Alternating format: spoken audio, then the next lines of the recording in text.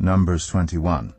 When the Canaanite king of Arad, who lived in the Negev, heard that Israel was coming along the road to Atharim, he attacked the Israelites and captured some of them. Then Israel made this vow to the Lord: "If you will deliver these people into our hands, we will totally destroy their cities." The Lord listened to Israel's plea and gave the Canaanites over to them. They completely destroyed them and their towns. So the place was named Hormah. They traveled from Mount Hor along the route to the Red Sea to go around Edom. But the people grew impatient on the way. They spoke against God and against Moses and said, "Why have you brought us up out of Egypt to die in the wilderness? There is no bread, there is no water, and we detest this miserable food." Then the Lord sent venomous snakes among them. They bit the people, and many Israelites died. The people came to Moses and said, "We sinned when we spoke against the Lord and against you. Pray that the Lord will take the snakes away from us." So Moses prayed for the people. The Lord said to Moses, "Make a snake and put it up on a pole. Anyone who is bitten can look at it and live." So Moses made a bronze snake and put it up on a pole. Then when anyone was bitten by a snake and looked at the bronze snake, they lived. The Israelites moved on and camped at Oboth. Then they set out from Oboth and camped in Abarim, in the wilderness that faces Moab toward the sunrise. From there they moved on and camped in the Zered valley. They set out from there and camped alongside the Arnon, which is in the wilderness extending into Amorite territory. The Arnon is the border of Moab, between Moab and the Amorites. That is why the book of the Wars of the Lord says, "Zahab in Suphah and the ravines, the Arnon and the slopes of the ravines that lead to the settlement of Ar and lie along the border of Moab." From there they continued on to Beer, the well where the Lord said to Moses, "Gather the people together, and I will give them water." Then Israel sang this song: "Spring up, O well, sing about it, about the well that the princes dug, that the nobles of the people sank, the nobles with scepters and staffs." Then they went from the wilderness to Mattanah, from Mattanah to Nahaliel, from Nahaliel to Bamoth, and from Bamoth to the valley in Moab, where the top of Pisgah overlooks the wasteland. Israel sent messengers to say to Sihon, king of the Amorites, "Let us pass through your country. We will not turn aside into any field or vineyard, or drink water from any well. We will travel along the king's highway until we have passed through your territory." But Sihon would not let Israel pass through his territory. He mustered his entire army and marched out into the wilderness against Israel. When he reached Jahaz, he fought with Israel. Israel, however, put him to the sword and took over his land from the Arnon to the Jabbok, but only as far as the Ammonites, because their border was fortified. Israel captured all the cities of the Amorites and occupied them, including Heshbon and all its surrounding settlements. Heshbon was the city of Sihon, king of the Amorites, who had fought against the former king of Moab and had taken from him all his land as far as the Arnon. That is why the poets say, "Come to Heshbon and let it be rebuilt. Let Sihon's city be restored."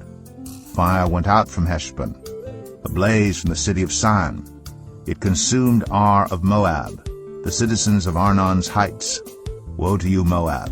You are destroyed, people of Chemosh. He has given up his sons as fugitives and his daughters as captives to Sihon, king of the Amorites. But we have overthrown them. Heshbon's dominion has been destroyed all the way to Dibon. We have demolished them as far as Nophah, which extends to Medeba.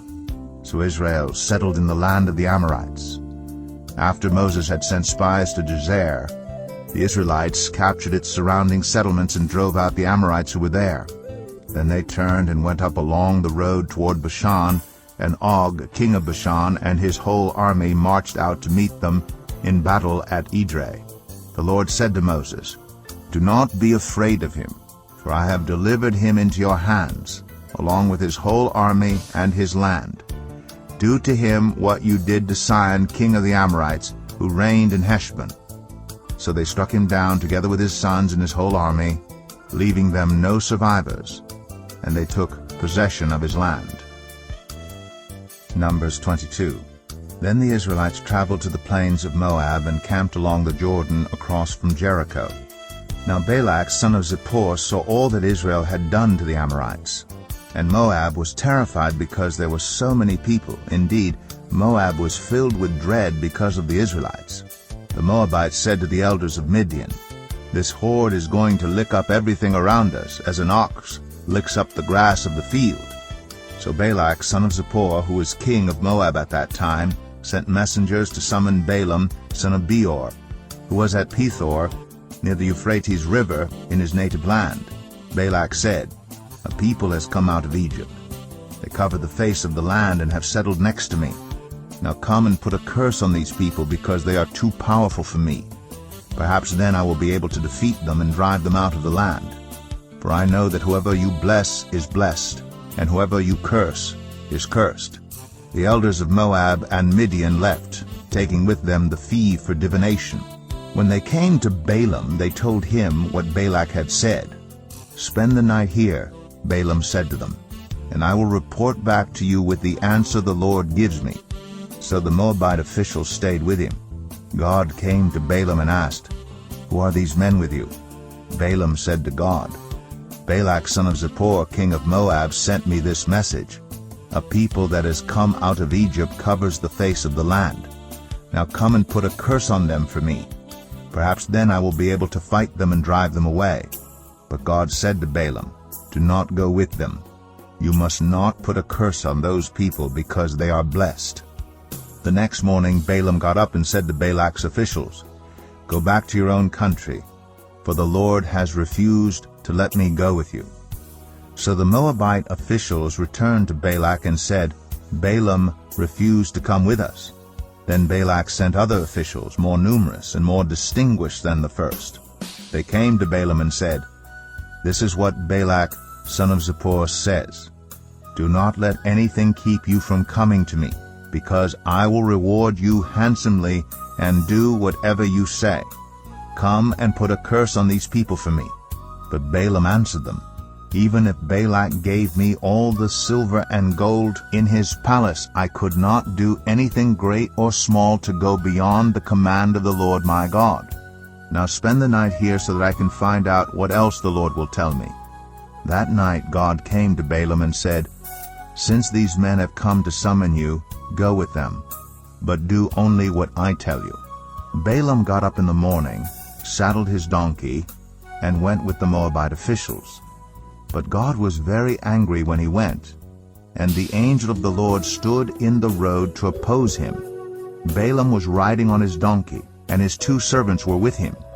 When the donkey saw the angel of the Lord standing in the road with a drawn sword in his hand, it turned off the road into a field. Balaam beat it to get it back on the road. Then the angel of the Lord stood in a narrow path through the vineyards, with walls on both sides. When the donkey saw the angel of the Lord, it pressed close to the wall, crushing Balaam's foot against it. So he beat the donkey again.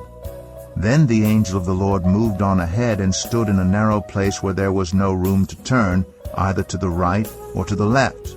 When the donkey saw the angel of the Lord, it lay down under Balaam, and he was angry and beat it with his staff. Then the Lord opened the donkey's mouth, and it said to Balaam, "What have I done to you to make you beat me these 3 times?" Balaam answered the donkey, "You have made a fool of me.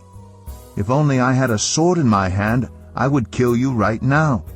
The donkey said to Balaam, "Am I not your own donkey, which you have always ridden to this day? Have I been in the habit of doing this to you?" "No," he said. Then the Lord opened Balaam's eyes, and he saw the angel of the Lord standing in the road with his sword drawn. So he bowed low and fell face down. The angel of the Lord asked him, "Why have you beaten your donkey these 3 times?" "I have come here to oppose you because your path is a reckless one before me. The donkey saw me and turned away from me these 3 times. If it had not turned away, I would certainly have killed you by now, but I would have spared it." Balaam said to the angel of the Lord, "I have sinned. I did not realize you were standing in the road to oppose me. Now, if you are displeased, I will go back." The angel of the Lord said to Balaam, "Go with the men, but speak only what I tell you." So Balaam went with Balak's officials. When Balak heard that Balaam was coming, he went out to meet him at the Moabite town on the Arnon border at the edge of his territory. Balak said to Balaam, "Did I not send you an urgent summons? Why didn't you come to me? Am I really not able to reward you?" "Well, I have come to you now," Balaam replied.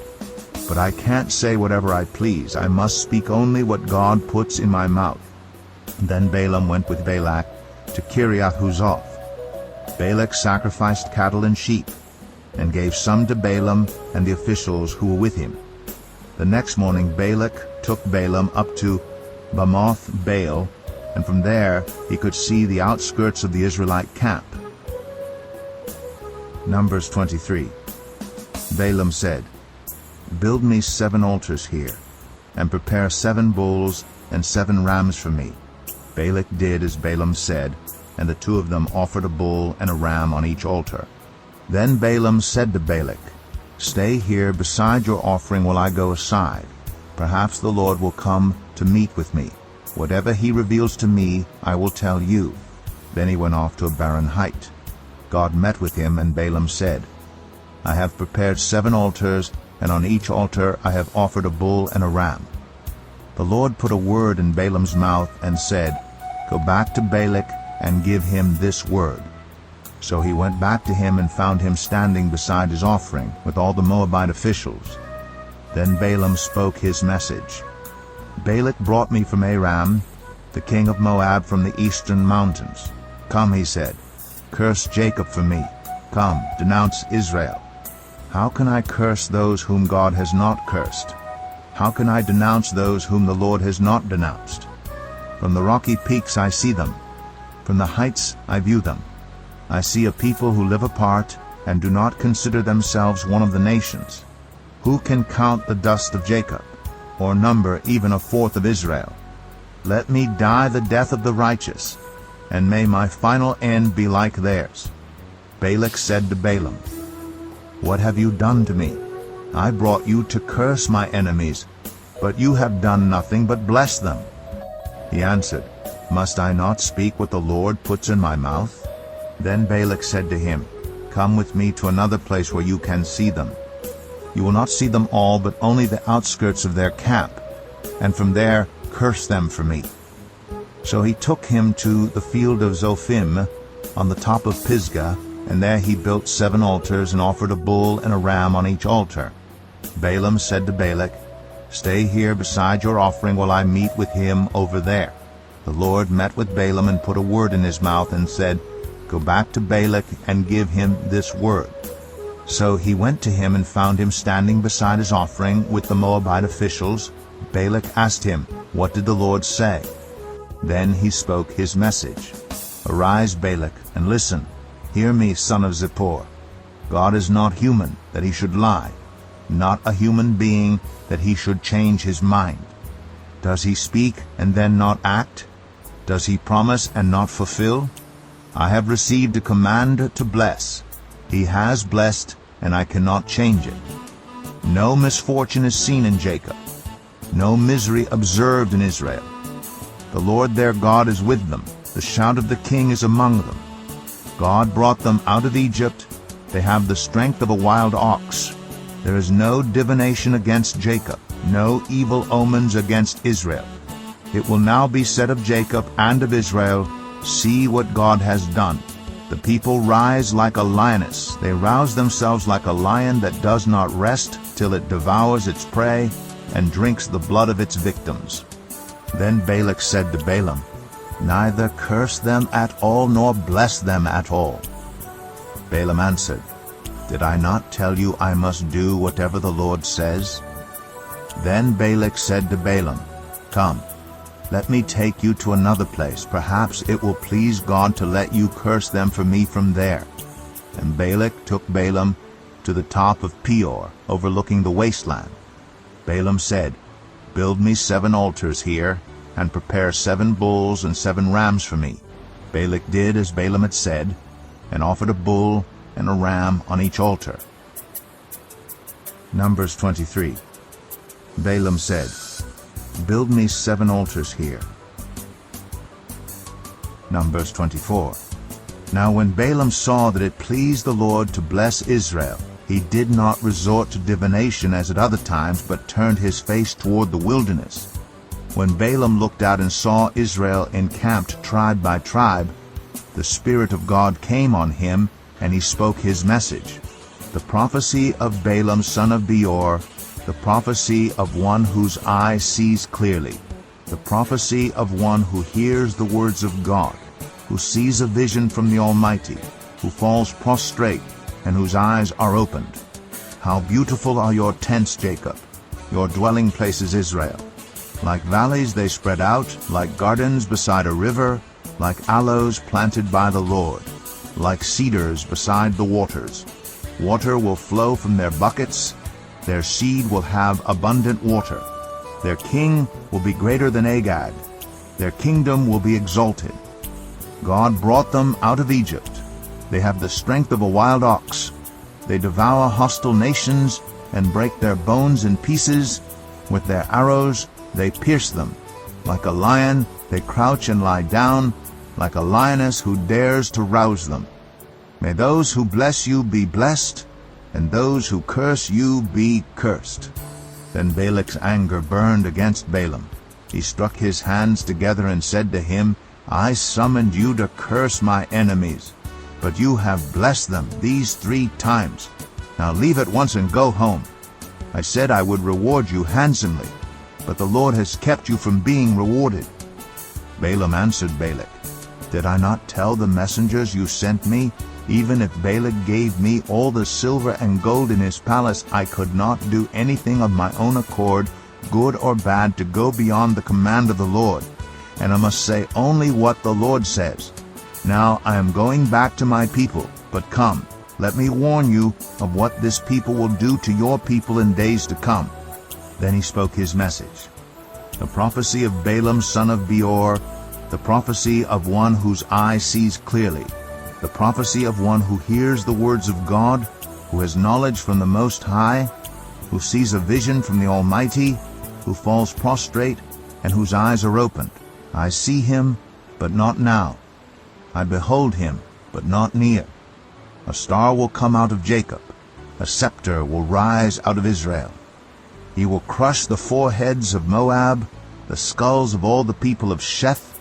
Edom will be conquered, Seir his enemy will be conquered, but Israel will grow strong. A ruler will come out of Jacob and destroy the survivors of the city.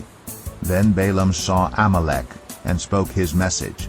Amalek was first among the nations, but their end will be utter destruction. Then he saw the Kenites and spoke his message. Your dwelling place is secure. Your nest is set in a rock. Yet you Kenites will be destroyed when Asshur takes you captive. Then he spoke his message. Alas, who can live when God does this? Ships will come from the shores of Cyprus. They will subdue Asshur and Eber, but they too will come to ruin. Then Balaam got up and returned home, and Balak went his own way. Numbers 25. While Israel was staying in Shittim, the men began to indulge in sexual immorality with Moabite women, who invited them to the sacrifices to their gods. The people ate the sacrificial meal and bowed down before these gods. So Israel yoked themselves to the Baal of Peor, and the Lord's anger burned against them. The Lord said to Moses, Take all the leaders of these people, kill them, and expose them in broad daylight before the Lord, so that the Lord's fierce anger may turn away from Israel. So Moses said to Israel's judges, Each of you must put to death those of your people who have yoked themselves to the Baal of Peor. Then an Israelite man brought into the camp a Midianite woman right before the eyes of Moses and the whole assembly of Israel, while they were weeping at the entrance to the tent of meeting. When Phinehas, son of Eleazar, the son of Aaron, the priest, saw this, he left the assembly, took a spear in his hand, and followed the Israelite into the tent. He drove the spear into both of them, right through the Israelite man and into the woman's stomach. Then the plague against the Israelites was stopped. But those who died in the plague numbered 24,000. The Lord said to Moses, Phinehas, son of Eleazar, the son of Aaron, the priest, has turned my anger away from the Israelites.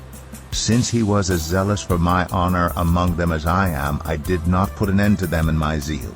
Therefore tell him I am making my covenant of peace with him. He and his descendants will have a covenant of a lasting priesthood, because he was zealous for the honor of his God and made atonement for the Israelites. The name of the Israelite who was killed with the Midianite woman was Zimri, son of Salu, the leader of a Simeonite family. And the name of the Midianite woman who was put to death was Cozbi, daughter of Zur, a tribal chief of a Midianite family. The Lord said to Moses, Treat the Midianites as enemies and kill them. They treated you as enemies when they deceived you in the Peor incident involving their sister Cozbi, the daughter of a Midianite leader, the woman who was killed when the plague came as a result of that incident. Numbers 26. After the plague, the Lord said to Moses and Eleazar, son of Aaron, the priest, Take a census of the whole Israelite community by families, all those 20 years old or more who are able to serve in the army of Israel. So on the plains of Moab, by the Jordan across from Jericho, Moses and Eleazar the priest spoke with them and said, Take a census of the men 20 years old or more, as the Lord commanded Moses. These were the Israelites who came out of Egypt. The descendants of Reuben, the firstborn son of Israel, were, through Hanok, the Hanokite clan, through Palu, the Paluite clan, through Hezron, the Hezronite clan, through Carmite, the Carmite clan. These were the clans of Reuben. Those numbered were 43,730. The son of Palu was Eliab, and the sons of Eliab were Nemuel, Dathan, and Abiram. The same Dathan and Abiram were the community officials who rebelled against Moses and Aaron, and were among Korah's followers when they rebelled against the Lord. The earth opened its mouth and swallowed them along with Korah, whose followers died when the fire devoured the 250 men, and they served as a warning sign. The line of Korah, however, did not die out. The descendants of Simeon by their clans were, through Nemuel, the Nemuelite clan, through Jamin, the Jaminite clan, through Jachin, the Jachinite clan, through Zerah, the Zerahite clan, through Shaul, the Shaulite clan. These were the clans of Simeon. Those numbered were 22,200. The descendants of Gad by their clans were, through Zephon, the Zephonite clan, through Haggai, the Haggite clan, through Shunai, the Shunite clan, through Ozni, the Oznite clan, through Eri, the Erite clan, through Aradai, the Aradite clan, through Areli, the Arelite clan. These were the clans of Gad. Those numbered were 40,500. Er and Onan were sons of Judah, but they died in Canaan. The descendants of Judah by their clans were, through Shelah, the Shelonite clan, through Perez, the Perizzite clan, through Zerah, the Zerahite clan. The descendants of Perez were, through Hezron, the Hezronite clan, through Hamul, the Hamulite clan. These were the clans of Judah. Those numbered were 76,500. The descendants of Issachar by their clans were, through Tola, the Tolaite clan, through Puah, the Puite clan, through Jeshub, the Jeshubite clan, through Shimron, the Shimronite clan. These were the clans of Issachar. Those numbered were 64,300. The descendants of Zebulun by their clans were, through Sered, the Seredite clan, through Elon, the Elonite clan, through Jaliel, the Jaleelite clan. These were the clans of Zebulun. Those numbered were 60,500. The descendants of Joseph by their clans through Manasseh and Ephraim were, the descendants of Manasseh through Machir, the Machirite clan. Machir was the father of Gilead. Through Gilead, the Gileadite clan. These were the descendants of Gilead. Through Aiezer, the Aizerite clan. Through Helek, the Helekite clan. Through Azriel, the Azrielite clan. Through Shechem, the Shechemite clan. Through Shemida, the Shemidite clan. Through Hepher, the Hepherite clan. Zelophehad, son of Hepher, had no sons, he had only daughters. whose names were Mahlah, Noah, Hoglah, Milcah, and Tirzah. These were the clans of Manasseh. Those numbered were 52,700. These were the descendants of Ephraim by their clans. Through Shuthelah, the Shuthelahite clan. Through Becher, the Becherite clan. Through Tahan, the Tahanite clan. These were the descendants of Shuthelah. Through Iran, the Iranite clan. These were the clans of Ephraim. Those numbered were 32,500. These were the descendants of Joseph by their clans. The descendants of Benjamin by their clans were through Bela, the Belaite clan, through Ashbel, the Ashbelite clan, through Ahiram, the Ahiramite clan, through Shupham, the Shuphamite clan, through Hupham, the Huphamite clan.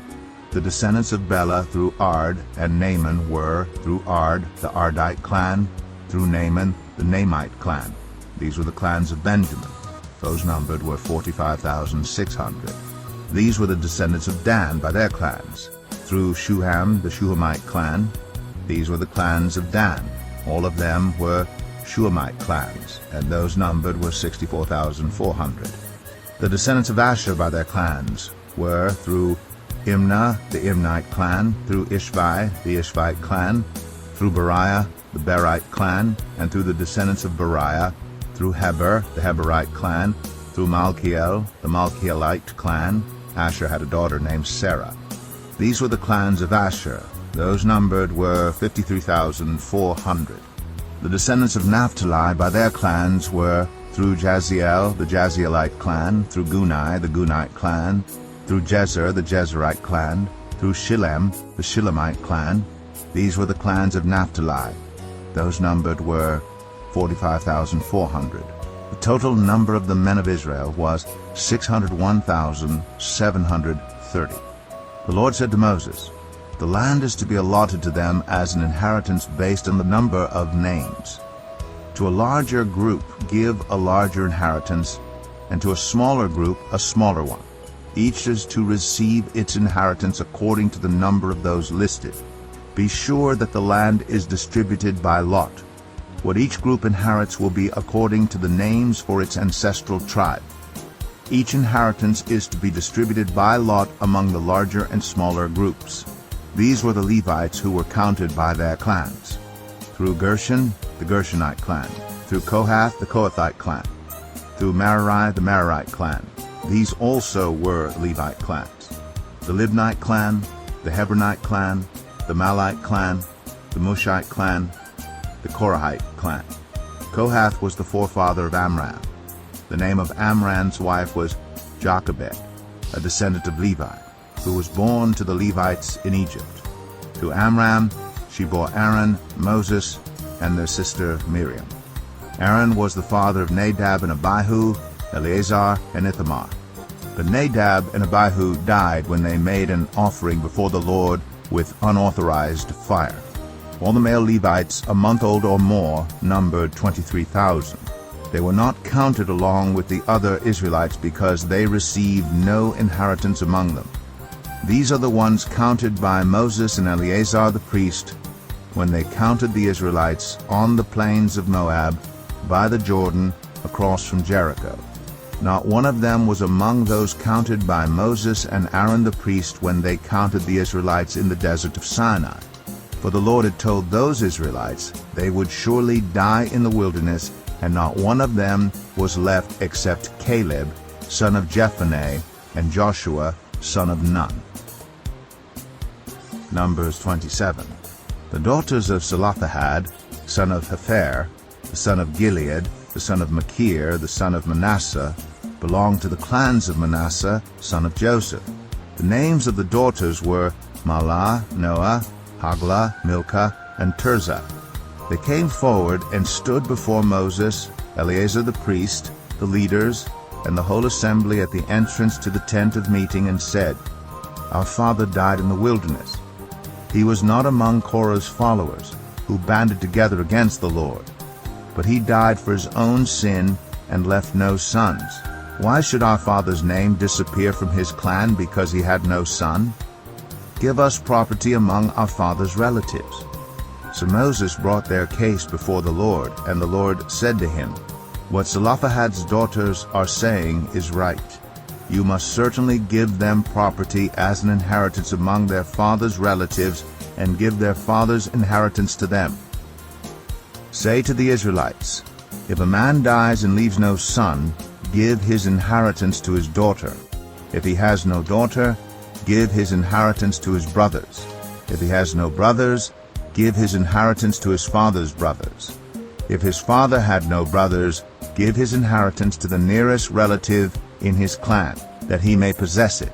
This is to have the force of law for the Israelites, as the Lord commanded Moses. Then the Lord said to Moses, Go up to this mountain in the Abarim range, and see the land I have given the Israelites. After you have seen it, you too will be gathered to your people, as your brother Aaron was. For when the community rebelled at the waters in the desert of Zin, both of you disobeyed my command to honor me as holy before their eyes. These were the waters of Meribah Kadesh in the desert of Zin.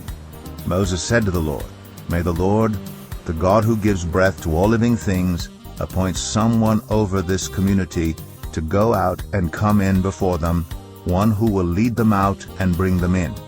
So the Lord's people will not be like sheep without a shepherd.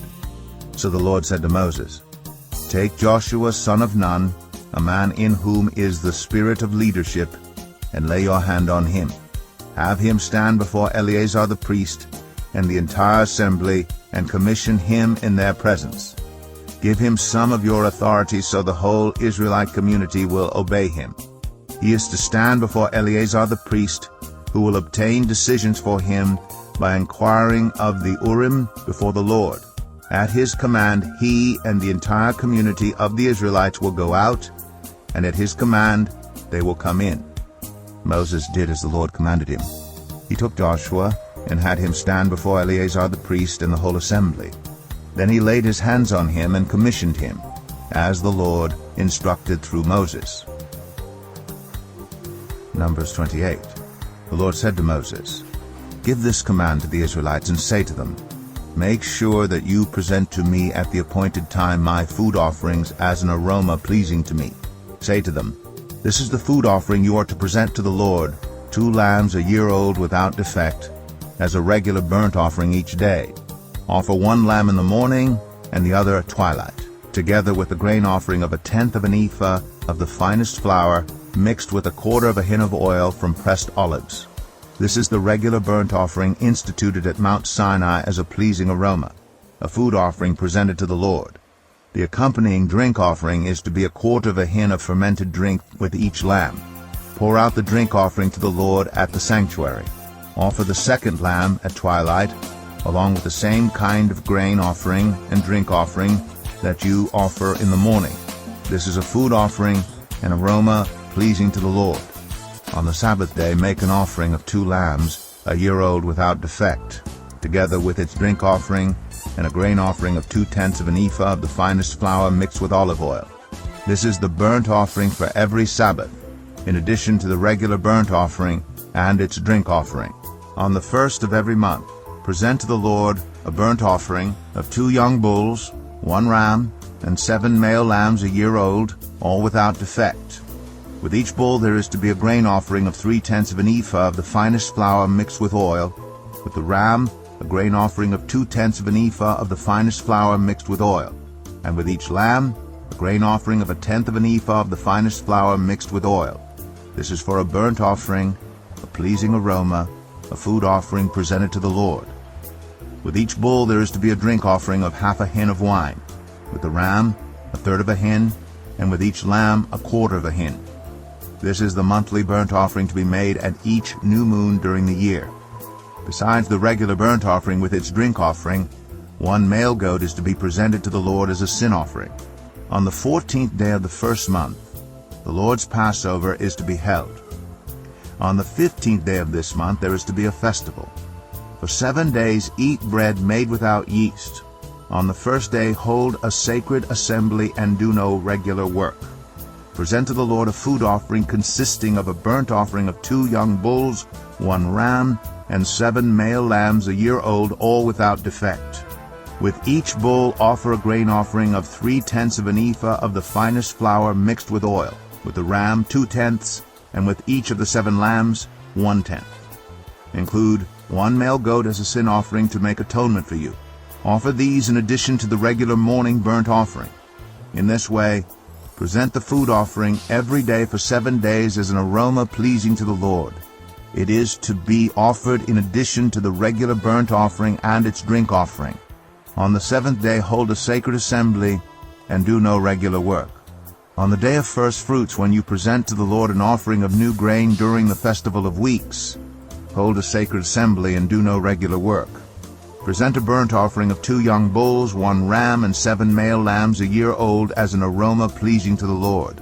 With each bull there is to be a grain offering of 3/10 of an ephah of the finest flour mixed with oil, with the ram 2/10, and with each of the 7 lambs 1/10. Include 1 male goat to make atonement for you. Offer these together with their drink offerings, in addition to the regular burnt offering and its grain offering. Be sure the animals are without defect. Numbers 29. On the first day of the 7th month, hold a sacred assembly and do no regular work. It is a day for you to sound the trumpets. As an aroma pleasing to the Lord, offer a burnt offering of 1 young bull, 1 ram, and 7 male lambs a year old, all without defect. With the bull, offer a grain offering of 3/10 of an ephah of the finest flour mixed with olive oil, with the ram 2/10, and with each of the 7 lambs 1/10. Include 1 male goat as a sin offering to make atonement for you. These are in addition to the monthly and daily burnt offerings with their grain offerings and drink offerings as specified. They are food offerings presented to the Lord, a pleasing aroma. On the 10th day of this 7th month, hold a sacred assembly. You must deny yourselves and do no work. Present as an aroma pleasing to the Lord a burnt offering of 1 young bull, 1 ram, and 7 male lambs a year old, all without defect. With the bull, offer a grain offering of 3/10 of an ephah of the finest flour mixed with oil, with the ram 2/10, and with each of the 7 lambs 1/10. Include 1 male goat as a sin offering in addition to the sin offering for atonement and the regular burnt offering with its grain offering and their drink offerings. On the 15th day of the 7th month, hold a sacred assembly and do no regular work.